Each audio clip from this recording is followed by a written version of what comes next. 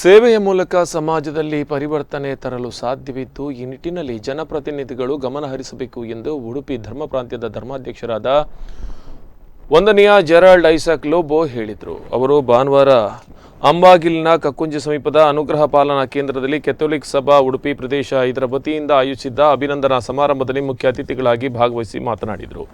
ಕ್ರೈಸ್ತ ಸಮುದಾಯದ ಸೇವೆಯನ್ನು ಎಲ್ಲ ವ್ಯಕ್ತಿಗಳು ಗುರುತಿಸುತ್ತಾರೆ. ಜನಪ್ರತಿನಿಧಿಗಳಾಗಿ ಆಯ್ಕೆಯಾದವರು ಹಾಗೂ ಸಾಮಾಜಿಕ ಸೇವೆ ಸಂಘಟನೆಗಳಲ್ಲಿ ಚುನಾಯಿತರಾದವರು ದೀನ ದಲಿತರ ಹಿಂದುಳಿದವರ ನೋವುಗಳಿಗೆ ಸ್ಪಂದಿಸಿ ಅವರ ಕೆಲಸವನ್ನು ಮಾಡಿಕೊಟ್ಟಾಗ ಅದಕ್ಕಿಂತ ದೊಡ್ಡ ಬಹುಮಾನ ಇನ್ನೊಂದಿಲ್ಲ. ಈ ಮೂಲಕ ಸಮಾಜದಲ್ಲಿ ಇನ್ನಷ್ಟು ಸೇವೆ ನೀಡುವಂತಾಗಲಿ ಎಂದು ಶುಭ ಹಾರೈಸಿದರು. ಸನ್ಮಾನ ಸ್ವೀಕರಿಸಿ ಮಾತನಾಡಿದ ಉಡುಪಿ ಚಿಕ್ಕಮಗಳೂರು ಸಂಸದರಾದ ಕೋಟ ಶ್ರೀನಿವಾಸ ಪೂಜಾರಿ, ಸಮಾಜದ ಎಲ್ಲ ವಿಚಾರಗಳನ್ನು ಅಧ್ಯಯನ ಮಾಡಿದಾಗ ಮಾತ್ರ ಸೇವೆಗೆ ನಿಜವಾದ ಅರ್ಥ ಲಭಿಸುತ್ತದೆ. ಸ್ವಾತಂತ್ರ್ಯದ ಬಳಿಕ ದೇಶದಲ್ಲಿ ಶಿಕ್ಷಣದ ಮೂಲಕ ಸಜ್ಜನ ನಾಗರಿಕರನ್ನಾಗಿ ಮಾಡುವ ಕೆಲಸ ಸಮುದಾಯದಿಂದ ನಡೆಯುತ್ತಿದೆ. ಈ ಕಾರ್ಯ ಇನ್ನಷ್ಟು ಮುಂದುವರಿಯಲಿ ಎಂದರು. ವಿಧಾನ ಪರಿಷತ್ ಸದಸ್ಯ ಎಸ್.ಎಲ್. ಭೋಜೇಗೌಡ ಮಾತನಾಡಿ, ಸಂವಿಧಾನದ ಆಶಯದಂತೆ ಪ್ರತಿಯೊಬ್ಬರು ಶಿಕ್ಷಣ ಮತ್ತು ಆರೋಗ್ಯದ ಸೇವೆಯನ್ನು ನೀಡುವ ಮೂಲಕ ಸ್ವಾಸ್ಥ್ಯಯುತ ಸಮಾಜ ನಿರ್ಮಾಣದಲ್ಲಿ ಕೈಜೋಡಿಸಿರುವ ಕ್ರೈಸ್ತ ಸಮುದಾಯದ ಕಾರ್ಯ ಶ್ಲಾಘನೀಯವಾಗಿದೆ. ಶಿಕ್ಷಣ ಸಂಸ್ಥೆಗಳ ಕುರಿತು ಇರುವ ಯಾವುದೇ ರೀತಿಯ ಕೆಲಸಗಳನ್ನು ಮಾಡಿಕೊಳ್ಳುವ ಕೆಲಸದಲ್ಲಿ ತಾನು ಪ್ರಾಮಾಣಿಕವಾಗಿ ಮಾಡಲು ಸಿದ್ಧನಿರುವುದಾಗಿ ಹೇಳಿದರು.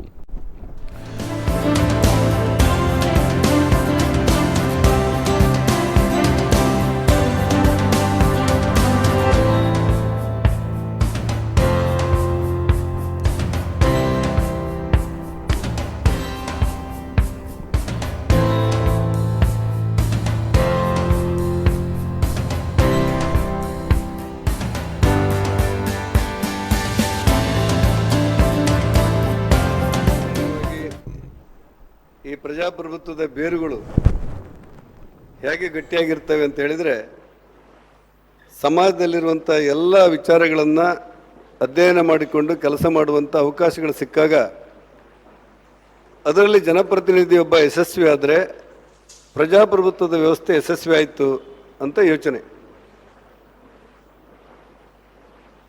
ನಾಡ್ದು 5ನೇ ತಾರೀಕು ಮುಂಬಯಿಯ ಒಂದು ಸಂಸ್ಥೆ ನನ್ನನ್ನು ಬರಬೇಕು ಅಂತ ಹೇಳುತ್ತೆ. ನಾನು ಯಾಕೆ ಅಂತ ಕೇಳಿದೆ.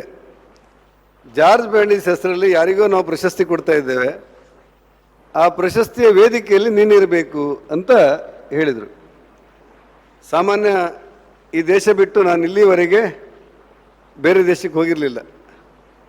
ಶಾಸಕರಾದವರಿಗೆ ಹೋಗ್ಲಿಕ್ಕೆ ಅವಕಾಶಗಳಿತ್ತು.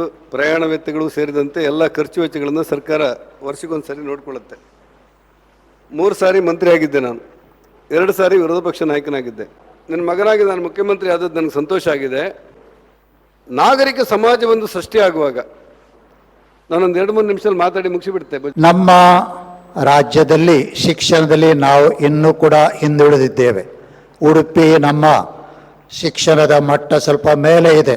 ಸರಿ, ಸುಮಾರು 94% ವಿದ್ಯಾವಂತರಲ್ಲಿ ಇದ್ದಾರೆ. 10% ತಗೊಂಡು ಬಂದಿದ್ರೆ ನಾವು ಎಲ್ಲಿಂದ ತರೋದು?